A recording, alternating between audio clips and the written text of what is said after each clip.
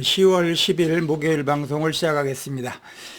요즘 보면 우리 주변에서 메타인지, 메타코그니션이라고 하는 그 말을 많이 쓰는 걸 볼 수가 있습니다. 이 심리학적 용어인데, 많은 사람들이 이 용어에 대해서 귀에 익숙할 거로 생각합니다. 이번 시간에는 메타인지의 힘이라고 하는 주제로 말씀드리겠습니다.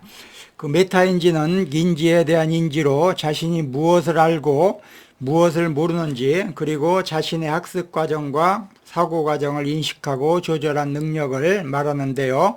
다시 말해서 자신이 생각하는 방식을 파악하고 이를 토대로 문제 해결이나 학습 전략을 수정하는 그 능력을 말합니다. 메타인지의 핵심 요소는 세 가지가 있는데, 자기평가, 자기 모니터링, 자기 조절로 나눌 수가 있습니다.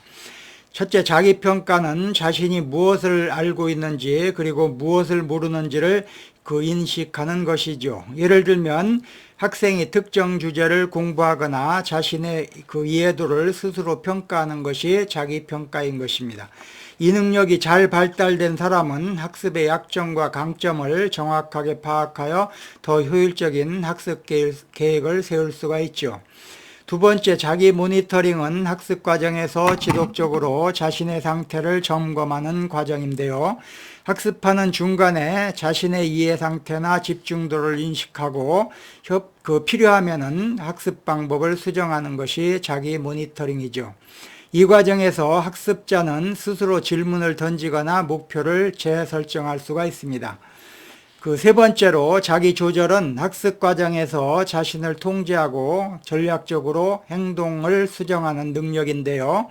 예를 들어 집중력이 떨어질 때 스스로 이를 인식하고 다시 집중하기 위한 방법을 찾는 것이 자기 조절의 한 예입니다. 이는 효율적인 학습 습관을 형성하고 목표를 달성하는 데 중요한 역할을 합니다. 학습에 있어서 메타인지의 중요성은 아무리 강조해도 지나치지가 않습니다. 메타인지는 학생들이 스스로의 학습을 주도적으로 이끌어가는 데 필요한 중요한 도구이죠. 자신이 무엇을 배우고 있는지, 어떤 부분이 약한지, 어떻게 개선할 수 있는지를 스스로 판단할 수 있는 능력은 학습의 질을 크게 향상시킵니다. 메타인지가 작동하는 사람과 그렇지 않은 사람 사이에서는 큰 차이가 존재하는데요. 메타인지가 작동하는 사람은 자신의 학습 과정을 스스로 관리할 수가 있죠. 이들은 무엇을 알고 무엇이 부족한지를 인식할 수 있고 그에 맞는 학습 전략을 조정합니다.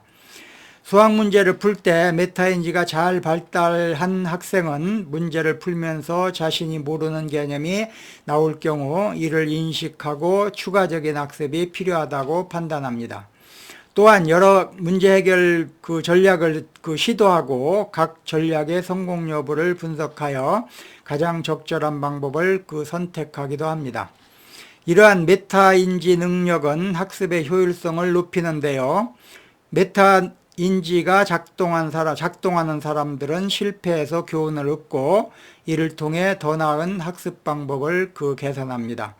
이들은 학습 과정에서 자주 자신의 생각을 되돌아보고 필요할 때마다 목표와 전략을 조정하죠.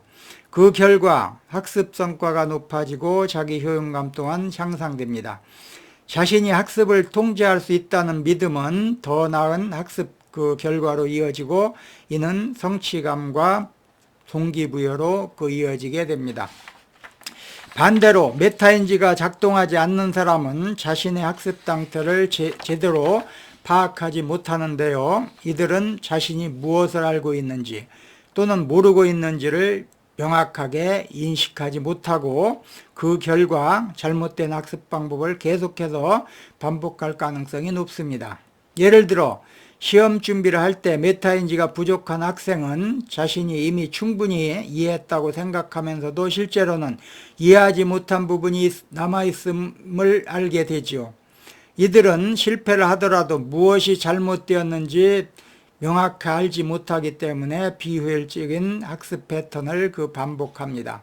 우리가 시험 같은 거 보면은 메타인지가 낮은 사람들은 시험에 실패했어도 어디가 잘못되었는지, 어디가 틀렸는지, 왜 틀렸는지 이런 것들을 알려고도 하지 않고 알 수가 없습니다. 그러나 메타인지가 발달된 사람들은 그 시험 문제를 틀리면 내가 이렇게 했어야 되는데 이거 틀렸다 이렇게 자기 반성을 하는 사람들이 메타인지가 있는 사람들이라고 볼 수가 있습니다. 그러니까 메타인지가 있고 없고가 상당한 그 학습에 영향을 미친다라고 볼 수가 있죠. 또한 메타인지가 작동하지 않는 사람은 학습 동기가 낮을 수 있는데요. 이들은 학습 과정에서 어려움을 겪을 때 이를 해결하지 못하고 좌절하게 됩니다. 목표를 달성하는 데 필요한 조정을 하지 않기 때문에 학습 성과도 저조할 수가 있는데 이는 결국 자신감 저하로 이어지게 됩니다. 그 메타인지라고 하는 건 학습에만 적용되는 것은 아닙니다. 우리가 살아감에 있어서도 그 인간관계나 이런 데서도 적용될 수 있는 그러한 개념인 것입니다. 메타인지는 인간관계에서도 나타나는데요. 메타인지가 작동하는 사람은 자신의 말이나 행동이 상대방에게 어떤 영향을 미치는지 그리고 상대방의 반응에 따라 자신의 행동을 어떻게 조절해야 하는지를 인식할 수가 있죠. 반면에 메타인지가 작동하지 않는 사람은 자신의 말이나 행동이 상대방에게 어떤 영향을 주는지 잘 모르고 의도하지 않는 상처를 주거나 오해를 일으킬 수가 있습니다. 예를 들어 두 친구가 대화를 나누고 있을 때 메타인지를 활용한 사람은 대화를 하면서 상대방의 표정이나 말투를 주의 깊게 살펴보고 상대가 불편해하거나 흥미가 없어하는 신호를 포착할 수가 있습니다. 그러면 대화의 주제를 바꾸거나 상대방에게 더 관심을 기울이며 대화를 조율할 수가 있죠. 또한 자신이 했던 말이 상대방에게 상처가 될 수 있음을 인식하고 대화하는 방법을 바꾸게 되는 것입니다. 반대로 메타인지가 작동하지 않는 사람은 자신의 말이 상대방에게 어떻게 들리게 되는지 또는 상대방이 그 대화를 어떻게 느끼는지를 잘 인식하지 못하는데요. 예를 들어서 상대방이 지루해하거나 불편해하는 신호를 알아채리지 못하고 대화를 계속 이어가거나 상대방에게 무심코 불쾌한 말을 하면서도 자신이 상대방이 어떤 영향을 미치는지를 깨닫지 못하는 경우가 있습니다. 이것은 오해나 갈등으로 이어질 가능성이 큽니다.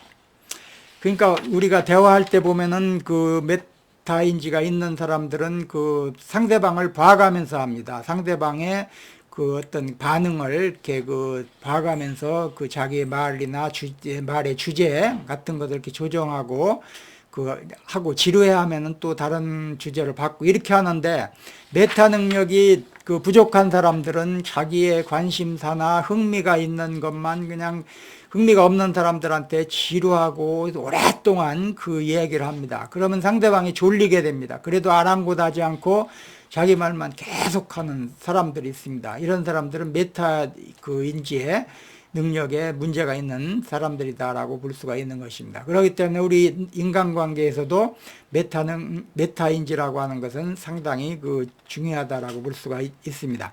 이렇듯 인간관계에서 메타인지는 상대방의 감정을 인식하고 대화를 조정하는 중요한 역할을 합니다. 메타인지가 작동하는 사람은 상대방과의 관계를 더 원활하게 유지할 수가 있고 갈등을 줄이며 보다 깊이 있는 소통을 이끌어낼 수가 있는 반면에 메타인지가 부족한 사람은 자신의 행동이 다른 사람에게 미치는 영향을 깨닫지 못해서 인간관계에서 어려움을 겪을 가능성이 큽니다. 우리 주변에서 친구라든가 이런 사람들과의 대화라든가 관계를 보면 어떤 사람들은 그냥 관계가 일순간에 끝나버리는 사람들이 있다. 조금만 되면 그 사람과 만나기 싫어하고 대화하기 싫어하는 사람들도 있다라고 볼 수가 있습니다. 이거는 상대방이 메타인지가 부족하기 때문에 그렇다라고 볼 수가 있고, 또 어떤 사람들은 그냥 말을 갖다가 상대방의 상처를 갖다가 헤집는 그런 말을 갖다가 골라서 하는 사람들도 있습니다. 이런 사람들은 메타 능력이 아주 0점에 가까운 사람들이다라고 볼 수가 있습니다. 그런 사람들과 대화하면은 이익되는 것이 없다라고 볼 수가 있습니다. 그래서 오늘은 메타인지가 중요한데 메타인지의 힘이라고 하는 주제로 말씀드렸습니다. 예, 시청해 주셔서 감사합니다.